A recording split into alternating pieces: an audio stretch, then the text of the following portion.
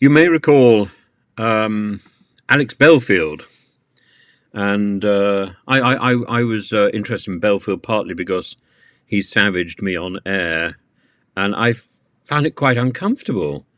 Somebody who has a position of authority in broadcasting and is live, uh, they have extraordinary power, and power is something that Spider-Man tells us comes with great responsibility, and Alex Belfield used his responsibility unwisely, and he attacked uh, four people, a number of people in the media, including Jeremy Vine. He was jailed for 5 years and 26 weeks in September 2022.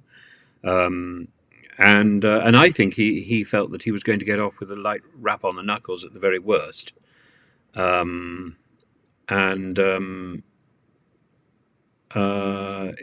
quite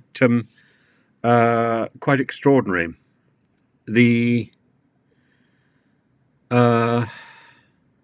list of people who were hurt because of what he did is simply staggering. Now, Jeremy Vine recently got a payout, quite a significant payout, from Belfield, who appeared in court, who didn't appear in court, actually. It was a 5-minute job. And Vine was awarded a significant amount of money that Belfield seems to have squirreled away, partly because he was encouraging his fans on his radio show to give him money for his defence, or he claimed he was taking other people to court. Just extraordinary topsy-turvy world. Anyway, Phil Delaney, a theatre blogger who I was briefly in touch with, I think, was targeted by Belfield in a completely vile way, and he was driven to the brink of suicide by Belfield's nastiness. I understand entirely, and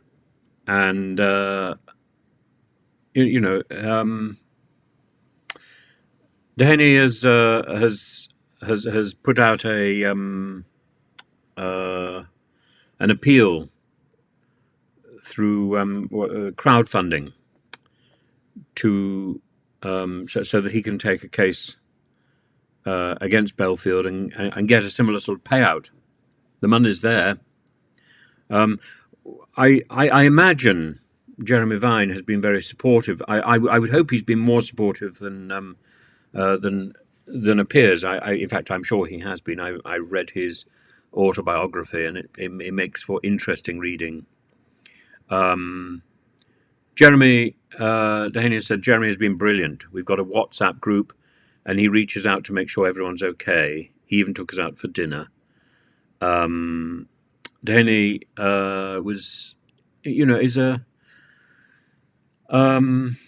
deserves sympathy for what he's been through, and I can imagine Jeremy Vine has made further offers of help, but I think when it comes down to it, you have to take this on yourself.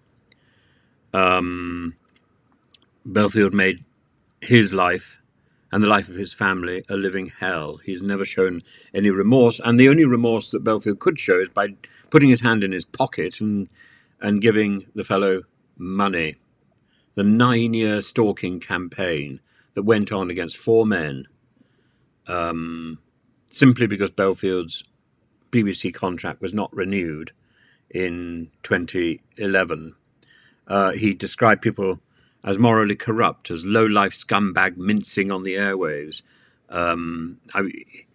He says, I made him suicide, and he blubs like a big girl's blouse. He is the most repulsive example of what media can do. And there are other people who are following in his footsteps.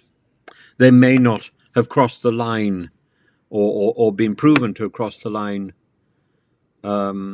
legally, but morally they are already lapping up the ordure that Alex Belfield has left behind.